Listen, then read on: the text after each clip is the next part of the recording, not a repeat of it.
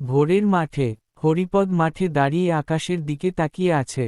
আরে বৃষ্টি, আর কত দেরি করবি? চারাগুলো তো শুকিয়ে মরছে রে। মাটি ফেটে শুকিয়ে গেছে। হরিপদ হাঁটু গেড়ে মাটি স্পর্শ করে। এত পরিশ্রম করলাম, যদি ফসল নষ্ট হয়, সংসার কিভাবে চলবে? ঘরের বারান্দায় কমলা দাওয়ায় বসে চুপ করে বসে আছে। ওগো শুনছ, এত দুশ্চিন্তা করো না, যা হবার হবে। তুমি তো বোঝ না কমলা, ফসল না হলে ঋণ শোধ হবে কিভাবে? ঈশ্বরে একটু ভরসা রাখো, তোমার পরিশ্রম একদিন ফল দেবেই। হরিপদ কিছু না বলে মাথা নিচু করে বসে।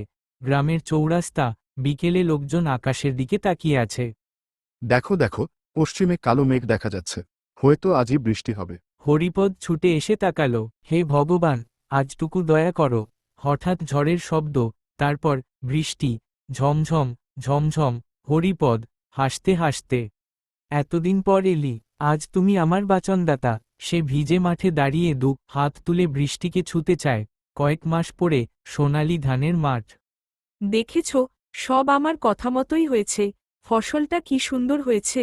হরিপদ হেসে, হ্যাঁ রে কমলা, পরিশ্রম কেউ ঠকায় না। হরিদা, আর বছর ধানের ফলনটা বেশ ভালোই হয়েছে দেখো। মাটি যদি মন থেকে চাই চাষ করো, ফল তো ভালো হবেই। শুধু ধৈর্য রাখতে হয়। রাত ঘরের ভেতর। আজ আমাদের ঘরে আবার হাসি ফিরল। তুমি জিতলে হরিপদ। জিতলেম? না রে, জিতেছে এই মাটি আর বৃষ্টি। আমি শুধু তাদের আশা ছাড়িনি। জনেই চুপ করে বসে থাকে। জানলার বাইরে চাঁদের আলো মাঠে পড়ে, যেন প্রকৃতির আশীর্বাদ।